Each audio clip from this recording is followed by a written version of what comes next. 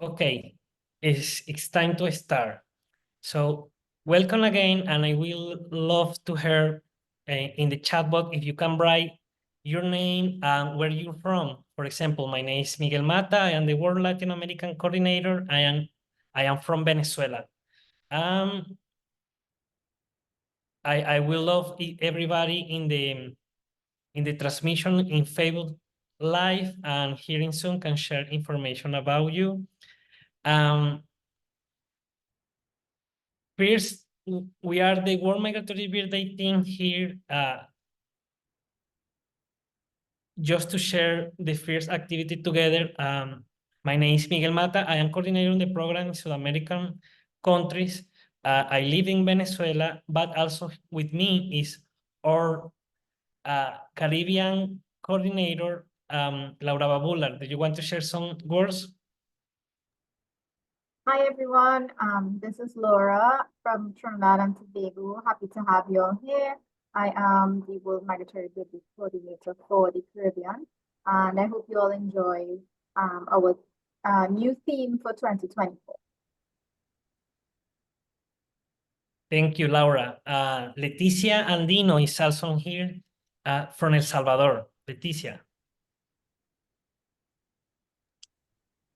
Muy buenas tardes a todos, sean bienvenidos a esta primera sesión. Estamos muy contentos este día de poder presentar al artista de este año con un nuevo tema y estoy segura que vamos a aprender mucho más sobre el tema relacionado a los insectos y las aves. Sean bienvenidos todos, los educadores también de la región centroamericana. Thank you very much, Leticia. And also from Mexico, we have Daniela Souza. Estamos muy contentos de iniciar este año. Bienvenidos y seguro vamos a tener cosas muy buenas con este nuevo tema de conservación.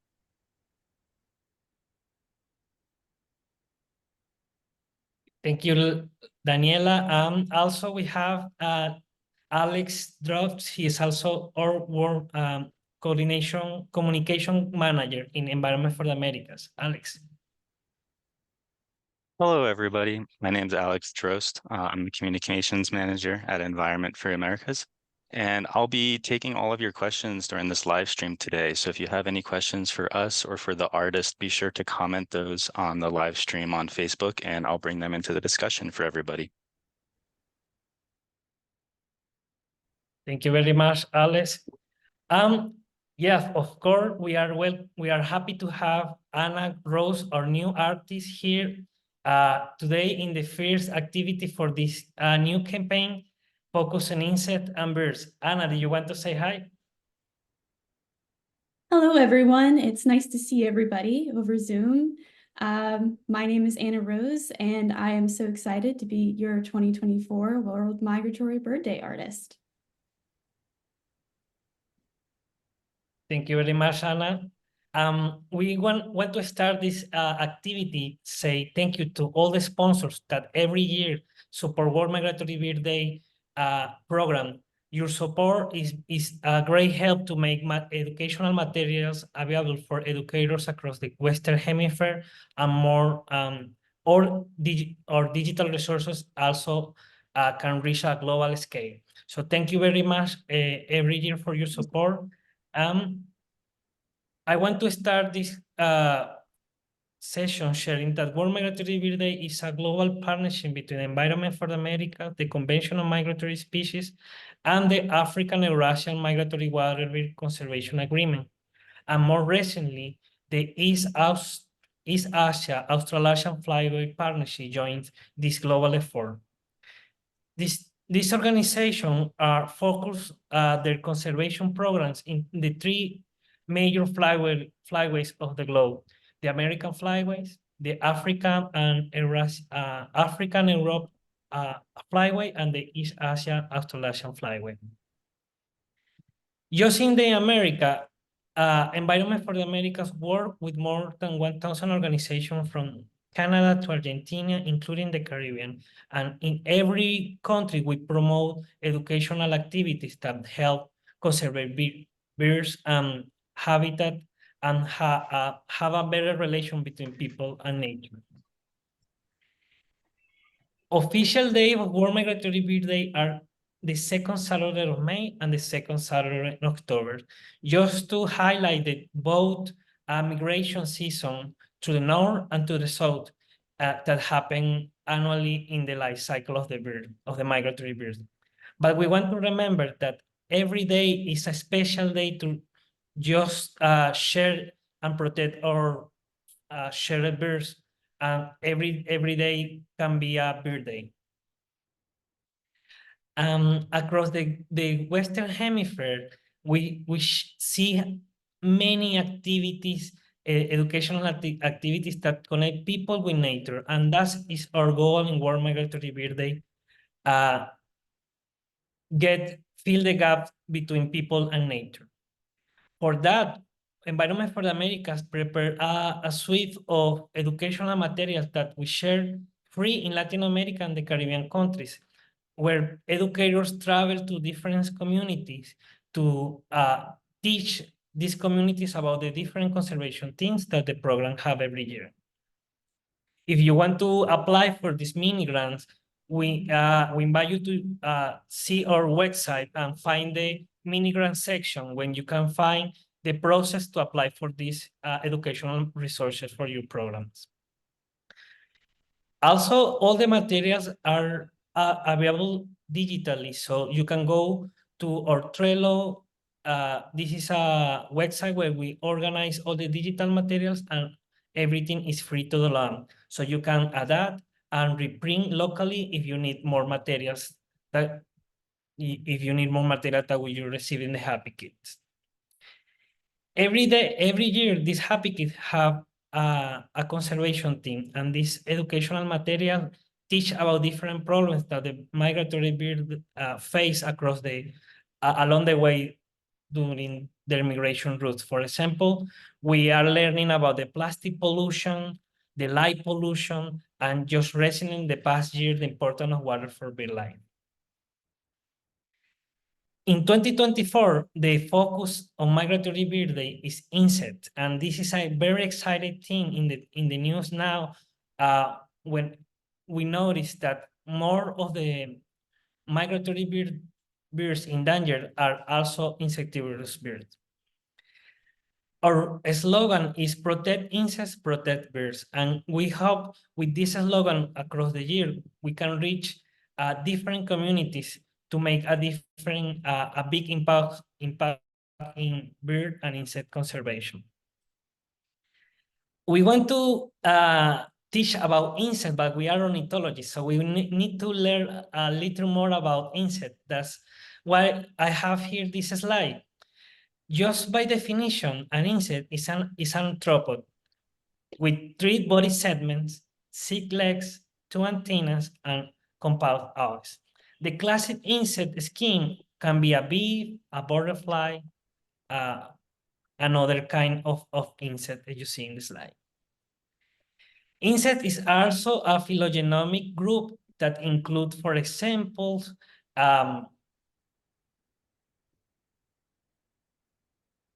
this group of Homolometaola insecta, that is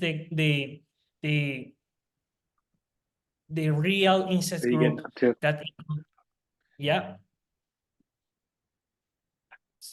Okay, that group includes some example as butterfly, moths, ant, bees, and other insect with this definition we see before.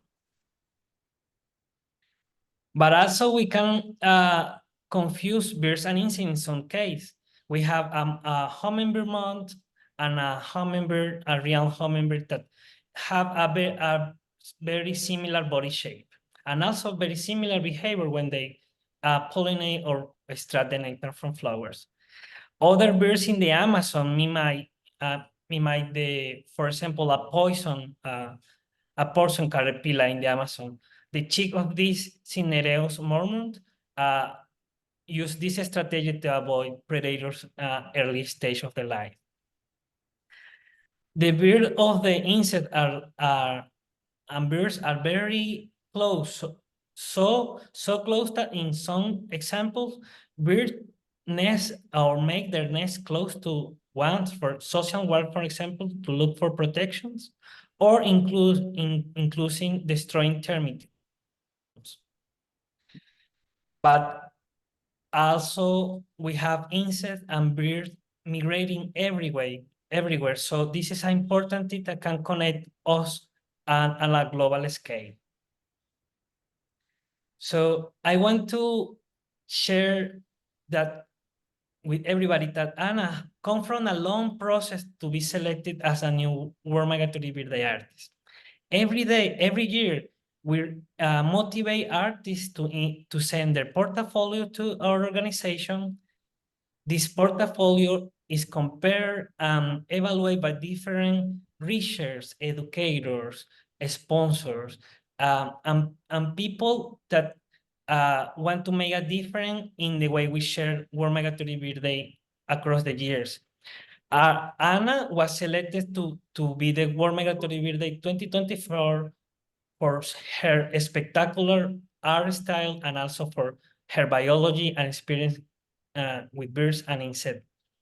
And we hope Anna can share more details about her background, and I invite her just to share a little bit about you. And of course, people in the room can make your question to Anna directly in the chat. We will take time to see what happened in the Facebook too, and don't miss any comment just for Anna share all everything today. So Anna, welcome. Thank you so much for that welcome, Miguel. You made my job so easy with that wonderful introduction. So hello, everyone. I am Anna Rose, and I am from the United States, specifically Ohio, here in the capital city of Columbus. I am a graduate student at The Ohio State University, actually studying birds and forest ecology. And well, I've been drawing my entire life. I started by sketching birds in my backyard as a little kid. I am going to be showing you some digital art today. However, the majority of my experience and what I was trained in was actually oil painting and watercolor, which if you go out online to my website or Instagram, you would be able to see some of those older pieces. However, I have found a love for digital art, and in sharing this with everyone else in Environment for the Americas, it's been a lot easier because we can work together a lot better. So what I'm going to be doing for you today, we're going to have about a 10-minute presentation, maybe a little bit longer, where I'm going to share with you some of my artwork. Are we ready to share that screen, Miguel, or is there something else you wanted to say before I shared mine? No, thank you, Anna. You are welcome to share your screen, and we will keep the question here. Perfect.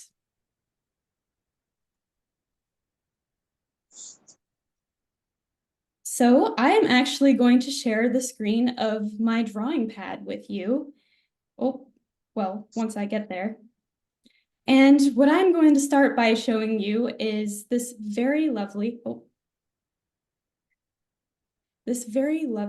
wood duck.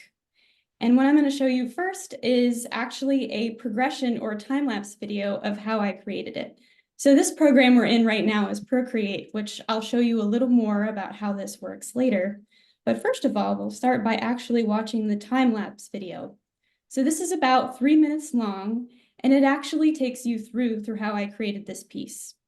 I usually start with a layer in blue that kind of just blocks out the shape of the bird.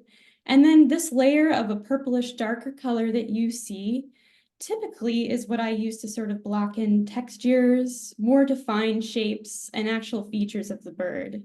So this is definitely a quick version of that, but you can see here that once I start that darker purple layer, I then start to go in with actually the black, which will be used for the coloring book and the kind of first layer to create that stark outline of the bird.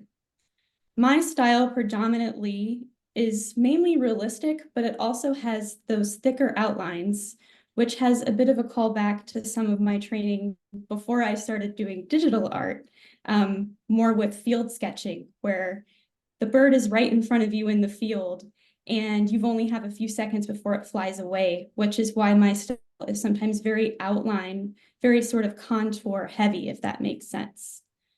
So you can see with the time-lapse video right here that I'm actually putting in a lot of hatching, which are these parallel bars, or cross-hatching is where they cross each other.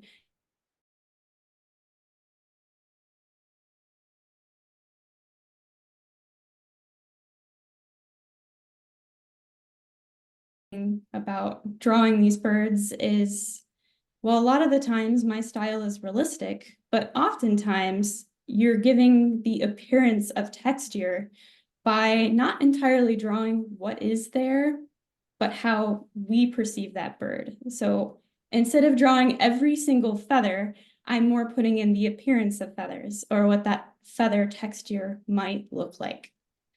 So you can see here, I'm blocking in parts of the head there and now moving on to the back. And again, that's in the black lining. I think my favorite part about drawing this wood duck in particular was the head, because he's got, very in particular, his head sort of off to the side like that and looking up. And this very ending here is how I color birds. So this is how I do color selection. I usually have anywhere from 8 to 10, sometimes more reference photos, where I'm mixing colors off to the side, sometimes in my physical notebook or sometimes on a different program. And then I like to keep those colors near the bird so that I can then select from them easily. Otherwise, those colors might just disappear into the ether, which I've certainly had painting on physical paper. So you could see here that I'm just blocking in those colors. I typically use a round brush, which is a type of digital paintbrush. And then when I'm all done, I'll actually go back and kind of erase and then add more details. And I also put in a reflection for this particular bird, just because what's a wood duck without water, right? And then finally, you can see how it comes together. And all of those layers, once they are put in the correct order on top of each other, create the final piece.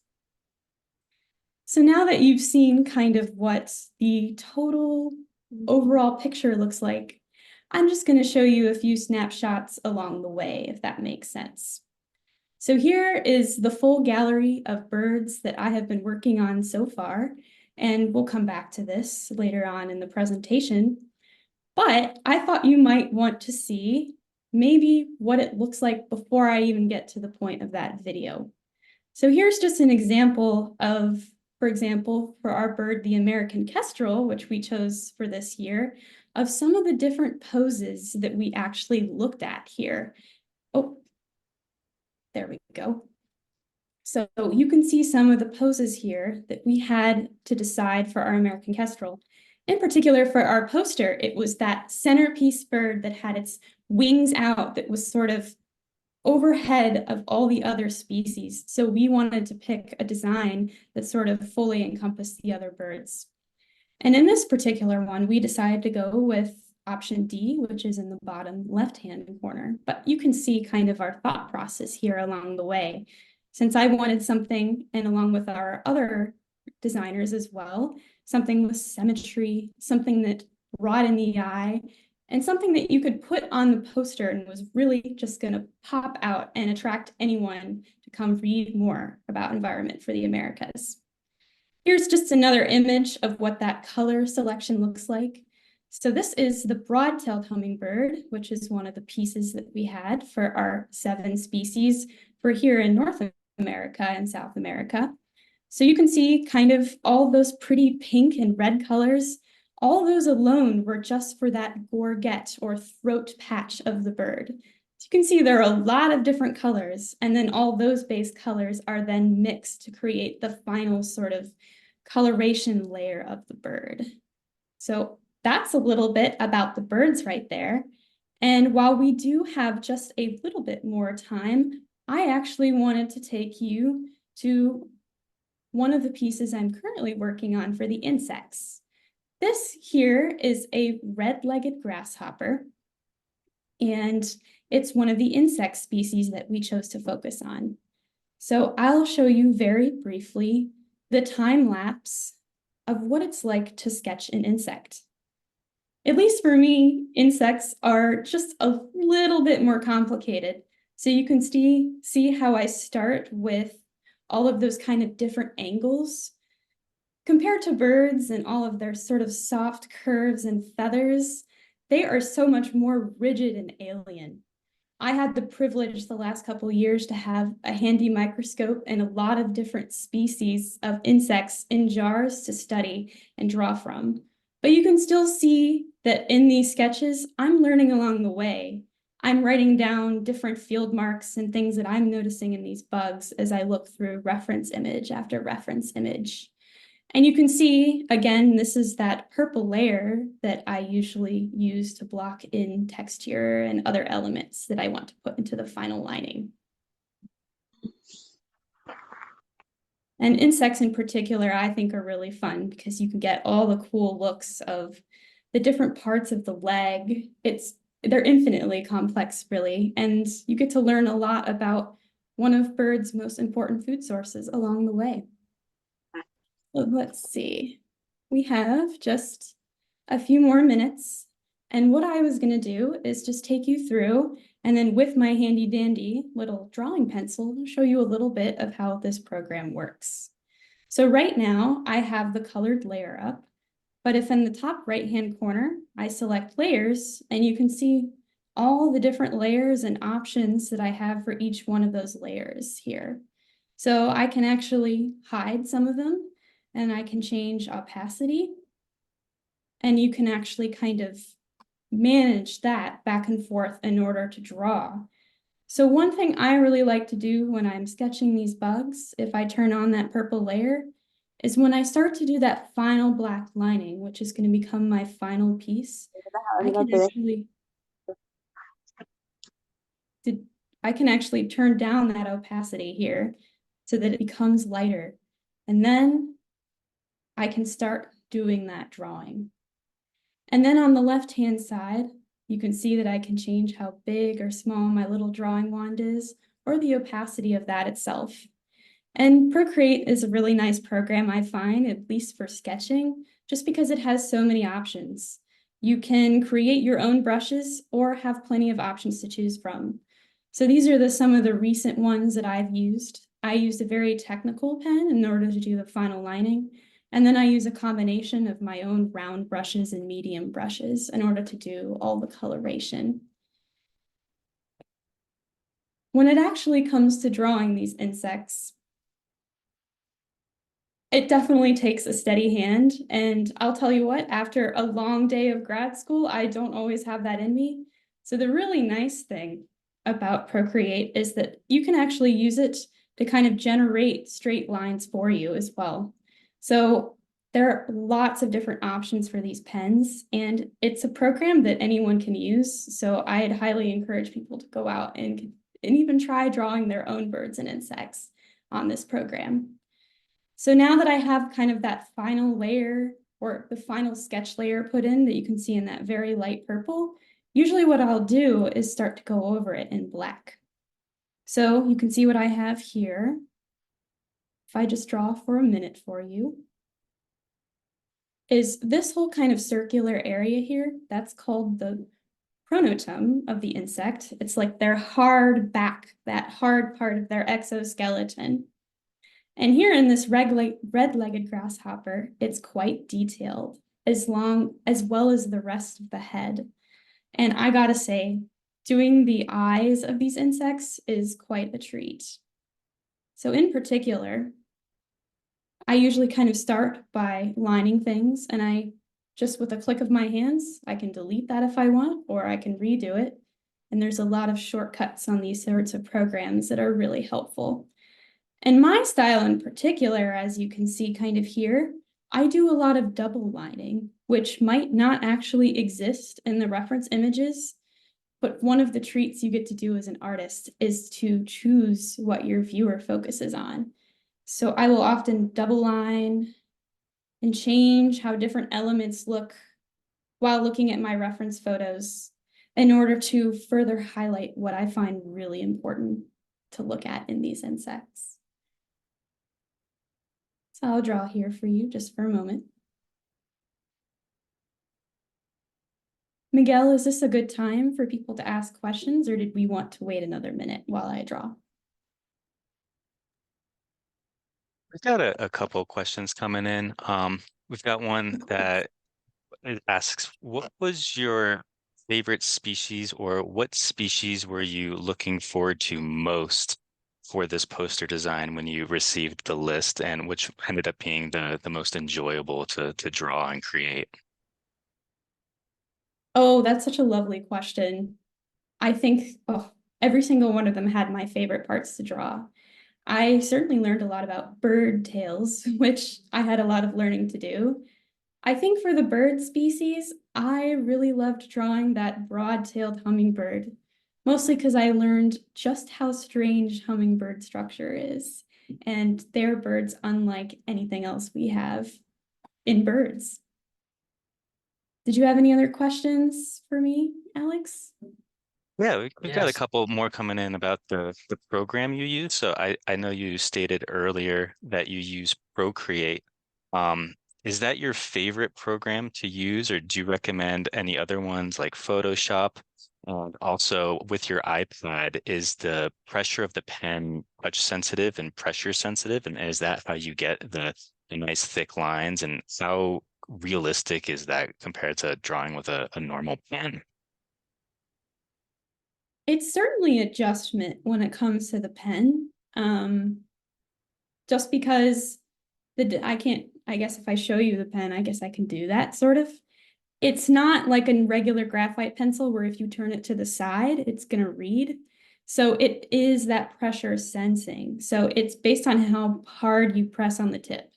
This is a technical pen, so it doesn't matter as much, but this is me pressing really hard on the canvas and then very lightly on the canvas. And you can see as I kind of increase the pressure, you can see how the line gets thicker and heavier, kind of like regular graphite or a colored pencil. However, the way you move your hand is just a little bit different. In terms of other programs, Procreate is personally my go-to for sketching and sometimes drawing, but I do find that other programs like Illustrator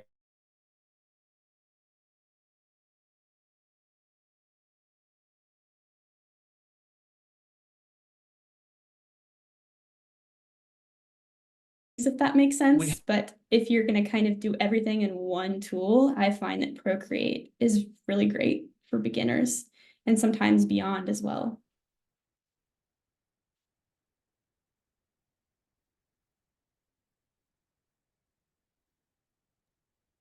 Super, Anna. And also, there is always this question in our activities. Anna, what do you have any favorite bird? Oh, favorite bird. It's hard for me to draw and think at the same time. I really love nighthawks, and nighthawks might be my favorite, nightjars in particular. They just have such interesting life histories. Yeah, and actually, nighthawks are one of the bird focal species this year. They are particular insectivorous bird, and this year we have the Nakunda nighthawk, which is a austral migratory species that breed in South America and migrate north when the austral wintering arrive in southern latitudes. Do you learn more about this nighthawk during the process? What is your favorite part of painting this bird? Because it's brown, it's not a colorful bird, right? What's your favorite part of drawing this bird? Oh, probably the wings. I mean, doesn't everyone just love bird wings? But the number of covert feathers, which are those feathers kind of covering those primaries and secondaries, was really shocking to me. Looking through these reference photos, they have such complicated and different wings compared to other passerines. I've had a decent amount of experience with bird banding, mostly with smaller passerines. So it's interesting to see just how different some of those structures are. So I think that's my favorite part of drawing the Nakunda nighthawk is the intricate textures of the wing in particular. Yes. And here is another question. how long does it take you to make a drawing? Oh my goodness. Boy, does it vary. These projects in particular, I think if I actually go deep into the program, it actually keeps track for me. But typically for a drawing like this, the quick sketches will take me about a half an hour. Like those kestrels, I can usually do a page of thumbnail sketches in a half an hour to an hour because most of my experience is in field sketching. So that's what my brain understands the best. And then I'd say for the actual kind of blue and then purple kind of lining that you see here, that'll take me sometimes a couple hours because I want to make sure that I go through those different references and what the team provides me and what I find on my own in order to make the appropriate decisions of what stays and what goes. And then the final lining, honestly, those can take me a very long time, up to 10 hours for that and coloring, especially if I'm going to go back and change certain elements. Some things I'm really fast at drawing and some things I'm really slow. So I guess I just have to, it's more of I have to pace myself. That's a good question though. Yeah, thank you for all that time you put together to make this wonderful art for this year. This is a new part. It's new for the program. We don't have insects before, so it's excited have some illustration about the insects and the importance for birds. Especially the grasshoppers are essential for grassland birds, where when during the breeding season, these birds depend on insects to feed their chicks, and with that protein, they can make their feathers to fly and survive. Okay. Okay, Anna, do you want to share something more about your process? I would love to share the final art, at least for the birds. Are you ready to share this final composition? That sounds good. Is it time to do that now? Yes. All right, let's do it. So we'll go to our final folder here. So first of all, I have all of these here kind of in one total format. The kestrel is not here. I will get to it. But I would like to present to you our first 6 World Migratory Bird Day birds of 2024. Starting from left down to the bottom right, or top left to the bottom right, we have the broad-tailed hummingbird, the Nakunda nighthawk from South America, the cliff swallow, the bobolink, the wood duck, and then the semi-palmated sandpiper. And then continuing left, we have the American kestrel as well. And oh my gosh, I'm so excited. These are such wonderful species to have for the year and so relevant. So this is the American kestrel here, and I'll scroll left to show the species each individually as well. And this is our semi-palmated sandpiper.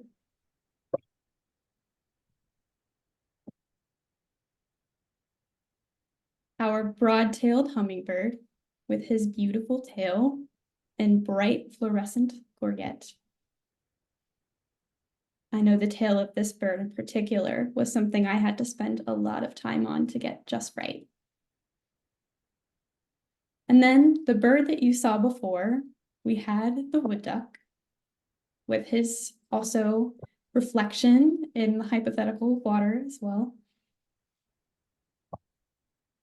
And then this is our cliff swallow. I really enjoyed the subtleties of that russet color on his throat, as well as the kind of coverts below and above his tail as well.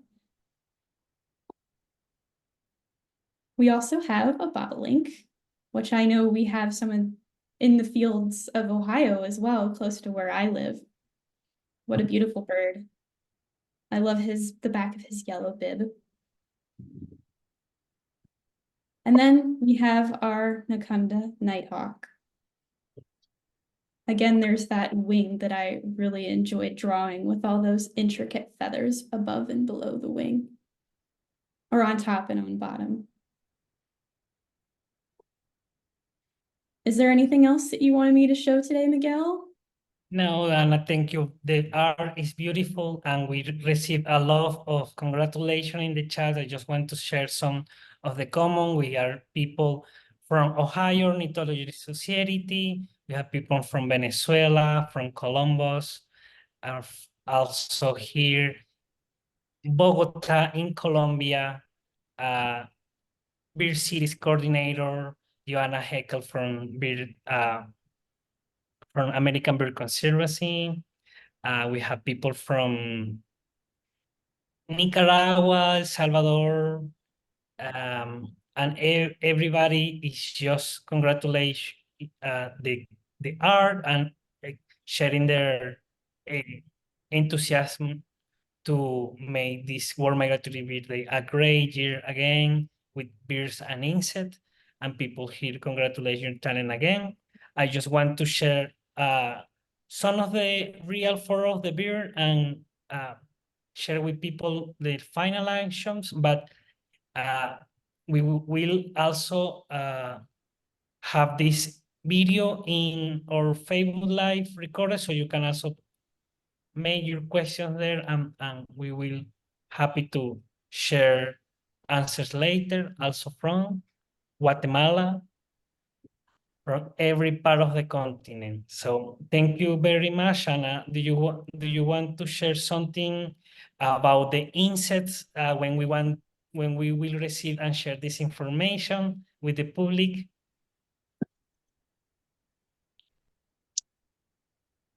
What about the Are insects you- would you like to share? Yeah, are you doing the insects now? Because this poster will be a composition of bird and insect. Do you want to share a little bit about the insect process and finalize with that? For the insects, I am still working on sending those, but those fortunately are going to be done by the end of the week. And as you saw, some of the process of what I've gone through already, I'm finishing up coloring basically right now for many of our insects. And then one thing we've been working on is kind of where those insects fit into the final design as well. Let's see. If I go through drafts here, I actually have them on a different folder in a different program. Sorry about that, but I have a few different sketches here because my ones are not on this pad. But Nice. here's a few more sketches for you of those insects. So we have the Cynegmula genus of the burrowing mayfly, which is a species in particular, or a genus in particular, that I really love. And well, he looks pretty alien up close, but I tried to make him look not just anatomically accurate, but quite interesting as well to the viewer. In particular, those sections on his abdomen called terga, kind of blending into that tail, is a piece of this insect that I really love. And then we also have a chironomid as well, which is a very small insect. The common name for this one in English is the buzzer midge, which is a non-biting midge, a very important species, or not species, group of insects that is often overlooked and in terms of its importance for foraging birds. And then another one that I do have in this folder is the vivid dancer, which is in Zygoptera, which is a suborder, I believe, of Odonata, which are the dragonflies and damselflies. So this in particular here is an adult damselfly. So those are just a few that I have, previews of coming attractions. We'll have everything done by the end of the week though, and I'm sure they will be telling you more about that very soon. All right. We have a microphone open, but it's Uh-oh. good. Thank you, Anna. Wonderful. We just want to share a little bit about the insects for the public, and we are happy to wait for that. And everybody is is now we are finished the activity, but I want to share, for example, just real photos of the bird, just to share with everybody that we select this bird because they have a close relation with insect, and they can, for example, swallows depend on insect during during migration, breeding, and wintering sites. The bobolink is a grassland bird that the primary diet is seeds and other seeds they can find in the grass, but during the breeding season, they depend a lot of caterpillars to grow fast their chicks. Nakunda nighthawk also are specially to cicadas in South American region. Semi-Palmarian sandpiper is a shorebird that also feed on insect, and there is an interesting research paper just come out last day that show how these birds are treated by pesticide, that they are located in the larvae they feed during the stopover sites. Hummingbird eats mosquitoes in the air, and also during the pollination activity, they extract acaros from the flowers, and they can travel on sometimes drink that acaros. The wood duck is a specialist to eat aquatic insects like this water beetle, and the American kestrel a raptor that also is a insect hunter in the grasslands. We will share more information about this species from the American flywheel, but also the species from the global flywheel next. Our focus this year is the relation between insects and birds, and there is simple action that everybody can do at home to protect birds and insects, like reducing inorganic pesticide use, plant native garden trees that provide essential habitat for insects and birds are close to us. Leaving the leaf litter, maintain the humidity in our gardens and yards, so that can be a refuge for insects. Work with local legislation to protect birds and insects, and also to reduce chemical pollution in the fields. If you want to find more information about World Migratory Bird Day and this campaign in 2024, please visit our website in migratorybirdday.org, and we will share all the art, all the educational materials in the upcoming weeks. So we are ready to start a new year, and thank you so much for your time.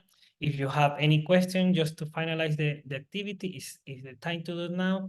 If not, we will keep track of your comment in the Facebook Live video and by email through our Environment for the Americas World Migratory Bird Day team. Okay.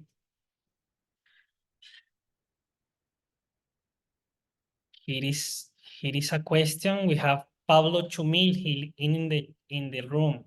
Pablo, do you want to open your microphone or? Hi, Hola, how are you Pablo. doing? Hola. Very well. Yeah, I just wanted to say thank you for Ana and for Miguel and everything for this great job. And we are very excited about this year, about the World Migratory Bird Day. Thank you, Pablo, and we love all your great work you do in Guatemala, and we hope this conservation thing with insects can be very popular in your country as always. Great job. Bye-bye. Thank you. So, Thank you. anybody have a question, a final question to Ana here in the room? Well, more comment with congratulations. Great job, Ana. Very happy people in the public, and everybody expect a great year again.